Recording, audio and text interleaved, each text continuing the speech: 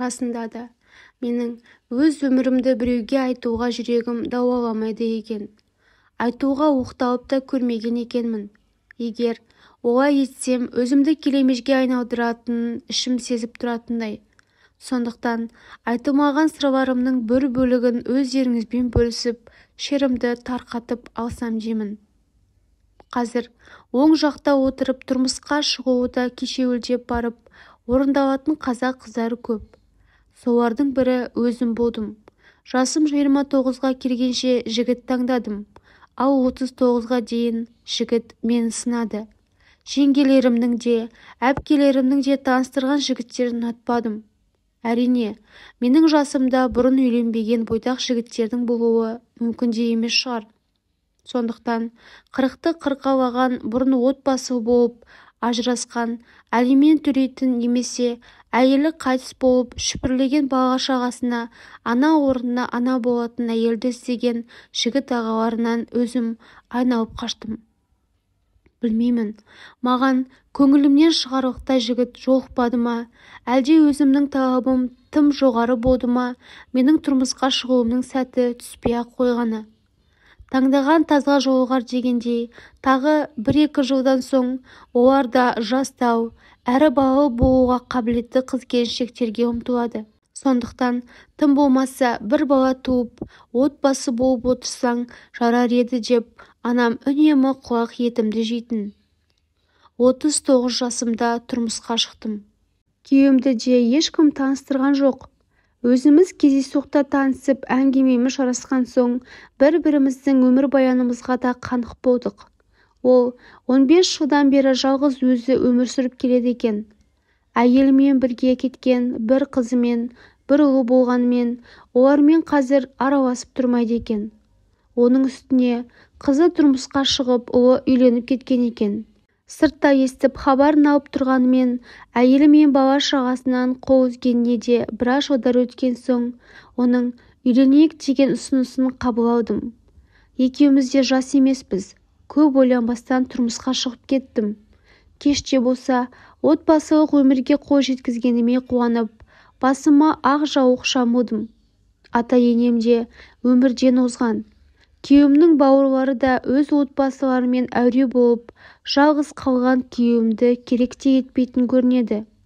Сондықтан екеуміздің үйленген кезімізде үйімізге бір рет бас сұғып, одан кейін хабарсыз кетті. Содан бері бізге сырттан келігіп, ішкі өмірімізге араласа берген ешкім болмады. Маған осы өмірі ұнайтын.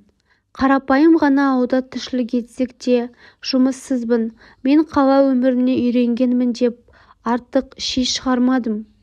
Күйеуім екеуміз осындай табиғаты тамаша жерде тұрғанымызға еш қамсыз едік. Күйеуім қала мен ауыл арасында қатынап таксист болып жұмыс істейтін. Күнделікті табысы түсіп отырған соң онша қинала қоймадым. Тек мені мазалайтыны, осы жасқа келгенімде балалы бола аламын ба деген сұрақ еді. Күйеуім де балалы болуды қатты армандады. 15 жыл бойы жалғыздықта өмір сүрген соң улап-шулап, үйдің астан кестеңін шығарып жатқан балаларын көргісі келген шығар. Екеуміз осы жөнінде көп айтатынбыз. Денсаулығымызға да ұдайы күтіммен қарап, бала сүюдің әрекетінде болдық. Біздің жасымызда бала сүю мүмкіндігі аз болғанымен, біз балалы болудан күдерімізді үзбей, дәрігерлердің айтқан кеңестерін бұлжытпай орындадық. Екеуміз де дәрігердің қабылдауында болдық. Менде аздаған суықтар бар, ал күйеуім көбірек емделуді қажет етеді екен. Егер дәрігердің айтқан кеңестерін орындап, емді де үзбей қабылдап отырсақ, біз ата-аналық бақытты сезіне алады екенбіз. Осы сөздің өзі менің жүрегіме сенім отын жағып, болашағым туралы ойыма сәуле ұялатқан соң, мен де көңілденіп, күннен күнге жасара түскенімді байқайтынмын.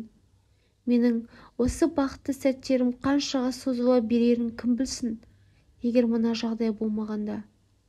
Ол қызыммен, әйеліммен мүлде араласпаймын деген күйеуімнің сөзі шындық болмай шықты. Әдеттегідей қалаға қарай көлігімен адам тасуға кеткен күйеуімді бір күн күттім. Сол түні ол үйге келген жоқ. түн бойы көз ілмей бір жағдайға ұшырап қалмаса игі еді. Қанша айтқанмен жол үстінде жүрген адам ғой.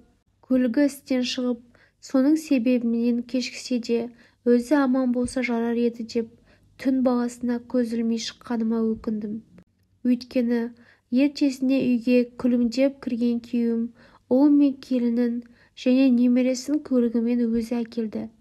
Маған өктемдік танытып, менің немерем келді. Ойда жоқта кезіктіріп қалып едім. Кеше ұлымның үйінде қонақта болдым деді. Менің ішімде сол сәтте не болып жатқанын түсінсе де, түсінгісі келмеген күйеуім бастырмалатып барады. Ұлының қандай қызмет атқаратынын, келінінің қай жердің қызы екендігін маған сүйсіне айтып отыр.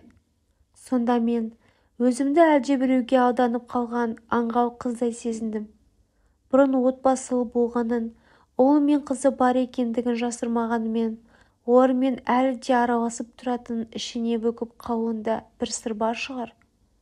Бір дастархан басында олармен отыруға дәтім шыдамады. Сол күні оларға көз жасымды көрсетпей, бөлмеме тығылып алдым да әбден жыладым.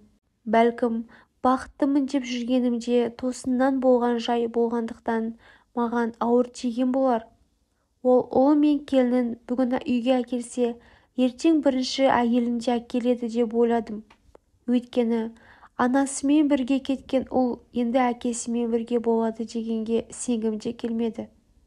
Мен осы үйдің табалдырығын аттағанымда әбден тозығы жетіп, құлауға шақ тұрған үй болатын. Оны мен дұрыс түсіндім. Әйел адамның қолы тимеген үй екендігі көрініп тұрды. Келген күннен бастап мен ескі үйге жан бітіріп, іші сыртын ақтап, шаң тозаңын қағып, сілкіп, шырай кіргіздім деп айта аламын. Жерге төселген кілемшелерден бастап көрпешелерге дейін кірден көрінбейді.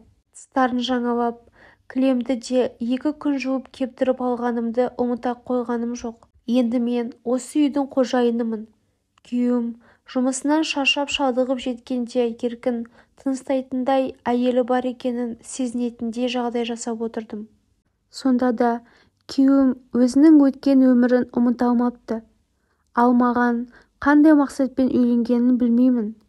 Балаларымен әйелінен бас тарта алмаса неге қайтадан солармен бірге болмаған? 15 жыл бойы жалғыз өмір сүріп, енді маған үйленгенде балаларын іздеп қалыпты. Қатты ашуландым. 2 күн бойы төсектен тұра алмай жатып қалдым. Және мен үшін мына өмірдің мәні қалмағандай. Өзімді ешкімге керексіз жандай сезіндім. Тек қана өмірлік жарымды өзім таңдағандықтан әпке-жеңгелерім мен анамның көңілдеріне кірбің түсіріп, олардың табасына қалмас үшін менің шыдамасқа амалым да жоқ еді. Барлығына көндігемін. Өзім қалаған өмір салтын орта жолдан құлатқым келмейді. Енді барынша күйеуіме қамқор болып, оған перзент сыйлағым келеді. Сонда ол бұрынғы отбасы жайлы ойлай алмайтын болады деген үміттемін. Бірақ бәрібір алғашқы жарын ұмыту қиынға соғып жатса, мен ары қарайғы өмірімді көз алдыма елестете алмаймын. Өзімді күннен күнге шек көріп барамын. Өмірге келгендегі мақсатым не екенін түсіне алмай, тәкаппарлыққа салынып бәрінен құр алақан қалғаныма ішім удай ашиды. Бәлкім, балалы болсам, құрсауланып қалған кеудемдегі жара жазылатын шығар. Қалай дегенмен де, қанша жасқа келіп тұрмысқа шықсаң да асықпаған дұрыс екен. Өйткені бұл сенің ғана өмірің. Өзгелердің қол сұғуға хақы жоқ. Өмірге қыз болып келгеннен соң, дер кезінде тұрмысқа шығып үлгерген құрбыларыма қарап қызығамын. Қандай қиындықты бастан кешсе де, олар бір отбасының шырағын сөндірмей отырған абзал аналар. Ал менің сол аналық бақытқа қол жеткізуімде мұң болып бара жатқан сияқты. Адами қарым-қатынаста мейлінше шыдамдылық танытқым келеді-ау. Әйткенмен айнымас махаббатқа ие болсам деймін.